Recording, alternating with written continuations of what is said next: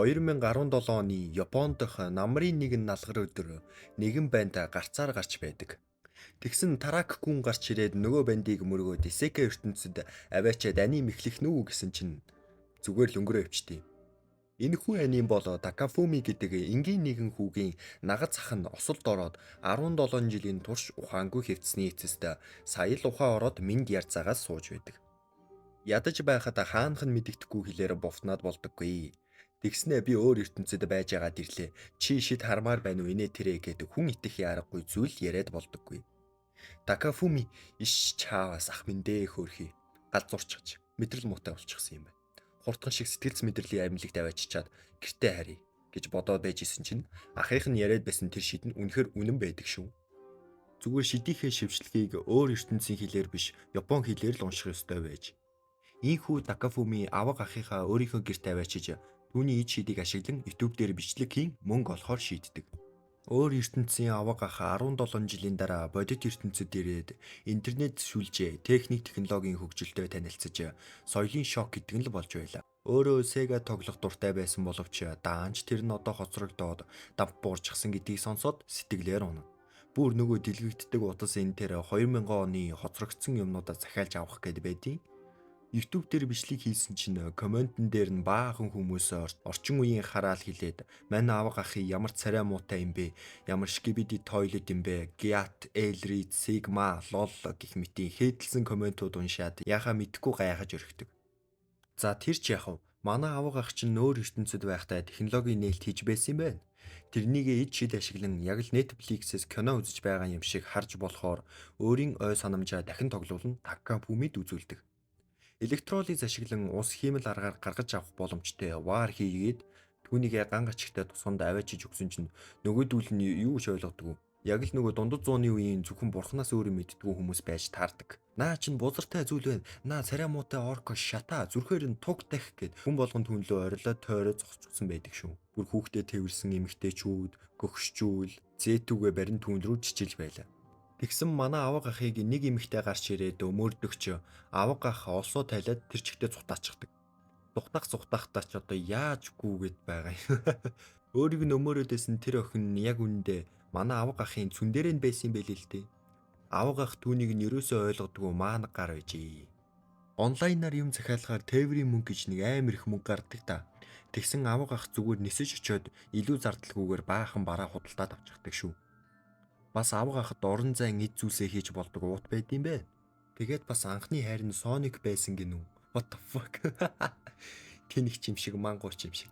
За энэ жижиг юмнууд чи яах вэ? Түүний өөр ертөнцийн дэх дурсамжуудыг нь харъя л та.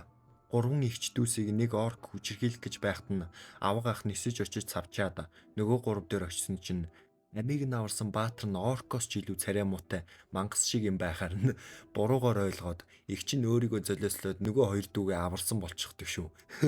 Тэр гаргацсан царайг нь харалтаа. Тэгээд бас нэг явдал нь нөгөө цүн дээрээ чинь нэг удаа авга ахыг аварсан юм байна л та. Тэгэхээр н авга ах эргүү юм болохоро ачийг нь хариулах гэж байна гэд гэрлэх санал тавиана ачдээ. OMG чи яга зөвшөөрöd байгаа юм бэ гэсэн чинь тэр бүгжүү зүгээр зараад мөнгө л өгөх гэж байсан юм шүү. Заавал тэгж бүгд зүйлэх шаардлага байсан юм байх та.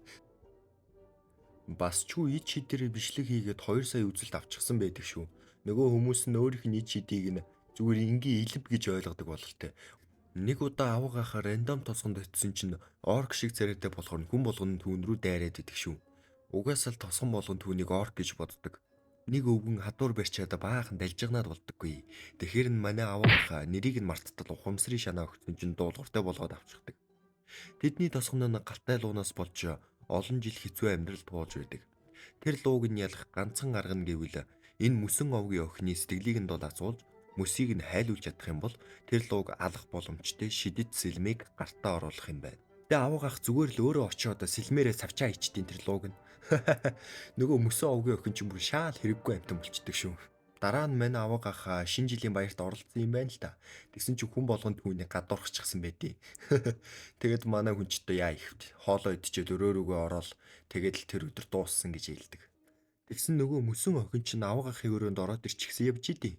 Нэрийг нь Мейбл гэдэм байлээ шүү. Яах гэж орж ирсэн гэж асуусан чинь мань хүн шиг хүчрэхэг болмоор байна гинэ.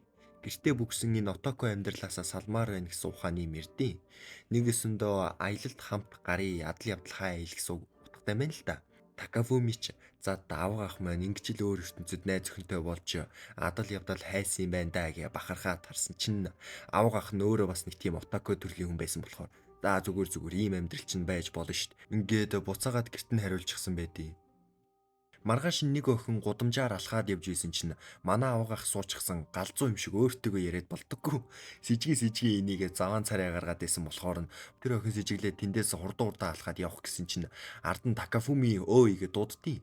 Тэгсэн чинь тэр хоёр бие бинийгээ таньдаг багын найзуудээс юм биш. Энэ охиныг Фужимия гэдэг. Мань хоёр ч тэгээ дуулзаад "Эйё хамоё юу байна даа" гэж тэгж байгаа юм чинь тэнгуүтэ Такафуми уулзаг удсан байх шүү. Манайхаар ороод цай уугаад гарахгүй юу гэж асуудیں۔ Фужимия ч санаа зовоод за гайг бах гэж зөвшөөрчдیں۔ Тэгээд түрүүлээ Такафумигийн гэрт орж ирээд эн тентхийг шинжлээд гэсэн чинь эмэгтэй хүний үсмэс олж болоод өөр эмэгтэй хүнтэй халтаад байгаа юм байх та.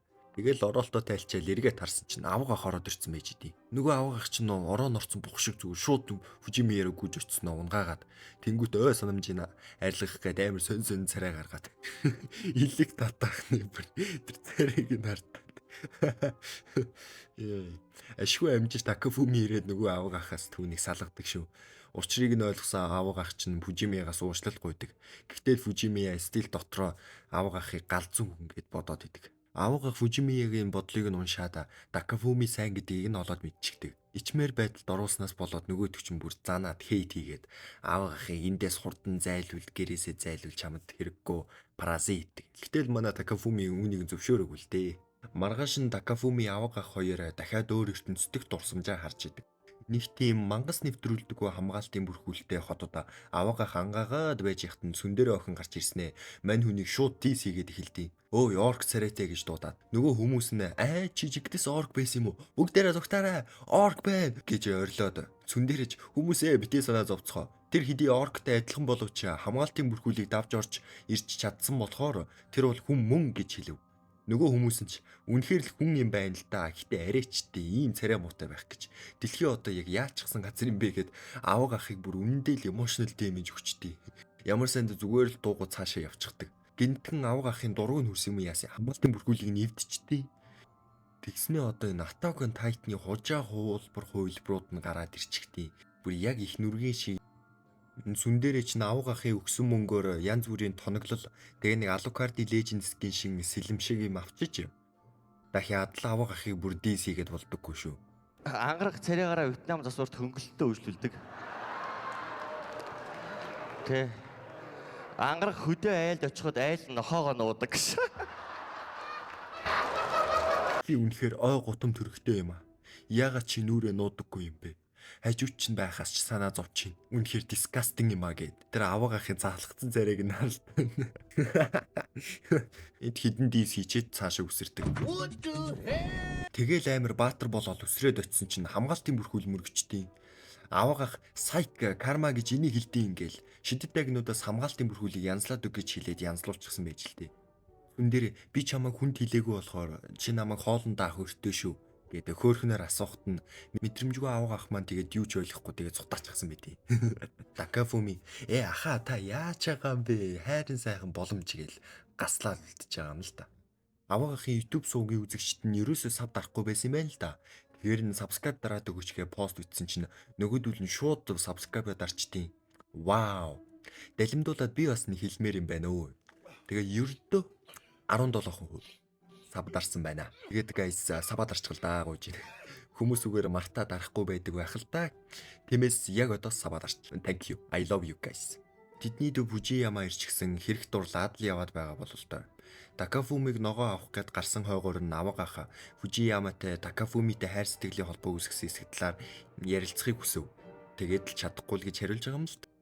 Тэгэхээр навгаахаа хоошоо орж байгаа одоо шидэрээ цүндэрээ болоод өөрчдیں۔ Тэгээд өөрийгөө Такафумигийн эгч нь байна.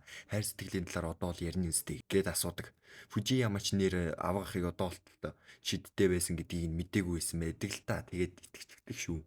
Яг тэр үеэр Такафуми орж ирээд нүдэн сэргээд авгаахаа яг наа төрхөөч нь бичлэг хий гэд орой болтол тоглоомын бичлэг хийчихдэг. Дараа нь тэр хоёр Фужимияг хөгжих зорилготой Такафуми тэр хоёрын дурсамжийг нь харуулдаг. Тэгсэн чинь маш гинти юм болсон нь энэ нусгай бацаан чинь Фужимиягийн хүүхд төлбөр нь биш. What the fuck? Багада Такафумиг дэрлэгдэг байсан. Бүр баастай мөчөр барьчаа долоолох гэж чичирдэг байсан гэж. Йоо, Фужимия өөрөө ч мэдэг байд. Тэгсэн чинь саяны хийсэн тоглоомын бичлэгэн дээр нь Такафуми тоглоомыг нь ерөөсөө оруулаагүй зөвхөн авга ахыг л оруулчихсан байдаг. Тэрнийг нь харсан хүмүүсийн хандлт нь бүрст амар байгаа юм чинь. Хөөхий ууг нь авга ах зөвхөн тоглоомол харуулах гэж энэ YouTube-ийг нээсэн. Тэгсэн чигээр нь ийм замаар хандлт олцдог. Яг үүндээ бахархсан алга болчлоо. Фужимия бүр ангийнхаа атман болчихсон. Бүхэл хүүхдүүд түүнээс шээс алдтлаа айж байхад Такафуми л ерөөсөө айдаггүй. Эсэргээрээ Фужимиятай найзалж багын найзууд болсон түүхтэй байжээ. Фужимия байнга тийм гаж царайтай байгаагүй. Дунд сургуульд ороод ашгүйдэр гаж царай нарилсан байд юм байна. Такафуми гинэд дэлгүүр гарчаад ирээгээд яваад өгөв. Гарсныхан дараа авга ах юм ярьж байгаад санаандгүй Фужимия руу ууж байсан кофега асхангаа алдаад хүмүүс уулгад хайчихдаг. Түүнээс нь болоод Фужимиягийн хувцсан ороод авга ах за ёстой уучлаарай миний дөө. Гяс шүшүүд орчихзаа. Би гадагшаа гарч агаад ирээгээд явчихдаг. Шүшүүнээс гараад ирсэн чинь Такафумитэй таарлцчихдээ. Нэгмүү сороочкын цамц чинь юу аах вэ? Нэвт харагдаж байгаа байхгүй би энэ. Тэгэд худлаа мань хоёр бие биенээсээ ичиж байгаа юм шиг дүр үзүүлээд лээ. Фужимия чинь Такафуми сайн болохоор өөртөө татах гээд янз бүр юм хийгээд оролдоод байгаа байхгүй юу хөөхий. Даанч Такафуми тэгээд төмөс сэрэлчээд авга ах шиг тэнийг Caesar 7-ний 5 өнцөгч шиг төмөс болохоор юу ч ойлгохгүй. Бүр авга ахаараа ой санамжаа устгуулна гэдэг юм чи. За тэгээд нэг ийм фэн сервис юмнууд ч яхав. Гоё адл явдлаарий л та. Мань авга ах 20 нас хүрээд анх удаага арх ууж үдсэн үе юм байна. Тэгсэн нөгөө цүн дээр амар ганган болчихсон авга ах тэр ирээд тэнийг орко гэдэг тэр хоёрыг харилцан яриа эхэлж байгаа юм да. Луу муу бала энэ тэрийн юм ярьж байгаад гинэт авга ах цүн дээрээ манай өрөөнд очие гэдэг. Тэгэхэр цүн дээрээ ахаа чи юм гаж донтон би тийм амархан өрөөнд чинь орчих юм шиг байна уу? Чи жинхэнэ төрхөө харууллаа да чамайг цагдаад мэдэгдэн гэсэн чинь авга ах тэрнийг хүчээр сугадаа дагуулад явдیں۔ Сүн дээрэж гайхаад юу болоод байна what the fuck гэж гайхаж явж итлээ. Тэр хоёр авга ахын өрөөний гадаа айл хизэн ирчихсэн байдیں۔ Сүн дээрээ бүр эвлэрчихсэн. За би чамд ганцаар сэлчин туслая гэж хэлдэв. Юу хүүхэд үзэж байх чинь сас юм болох гээд байна. Адл явдал биш фэн сервис ярьчихсан байж штэ гэд би гайхаад байжсэн чинь авга ах зүгээр л согтчоод алхаж чадахгүй зүн дээрээгээр төшүүлээд өрөөндөө л хөргүүлэх байсан юм байна. Шууд хаалгаа сойжлоод унтаад өгдөө. Авга ахад тэрхтүүлсэн хөөхий зүн дээрээ тэр шөнө нь шүнжэнгөө орондоо үйлсэн байт юм аа. Айё чөө. Тэрний дараа нэг шөнө гяндан цэвэрлчээд авга ахыг явж байхад нь нөгөө Мэйбл гинэт түүнийг алах гээд яриад ирдээ. Тэгэхэр нь авга ах ерөөсөө эсэргүүцдэггүй. Учир нь Мэйбл түүн рүү жинкнээс алах зорилготойгоор дайраагүй гэдгийг мэдэж байдаг.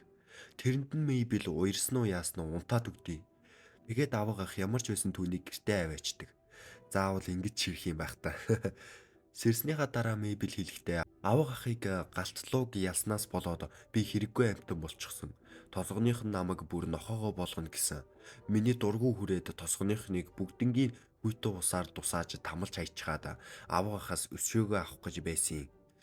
Тэр бээр очих газар цалин хүнлүүгээд байх юм байхгүй хог төр үсрэн гэдэг л болчихсон байж.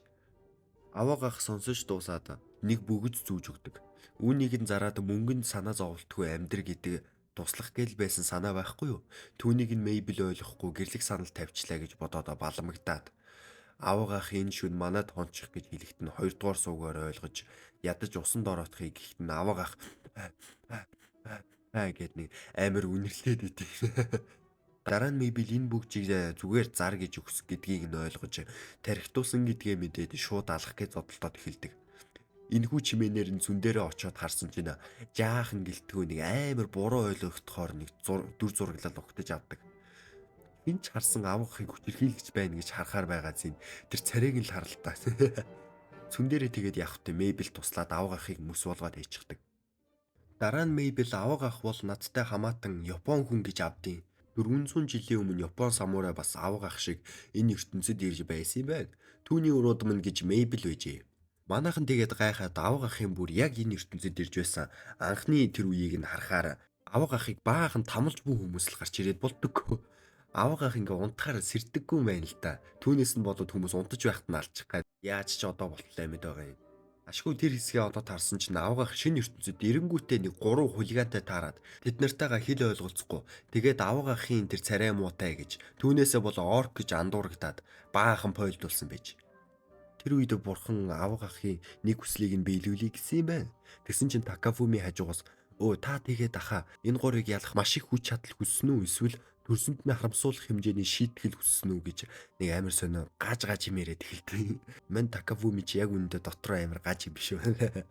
Тэгээд л тэр үед нь авгаахаа би энэ гурыг хөлийг нь л ойлгодог байсан бол бид нар ойлголцоод ийм зүйл болохгүй байсан гэж хэлсэн гинэ.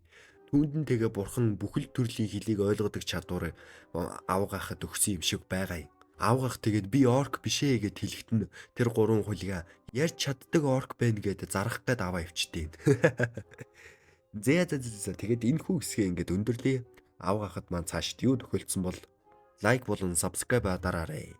Мартаагүй байгаа дэрэл яг одоо дарчгаа. За дараагийн хэсгээр уулзцгаая. Түр бай.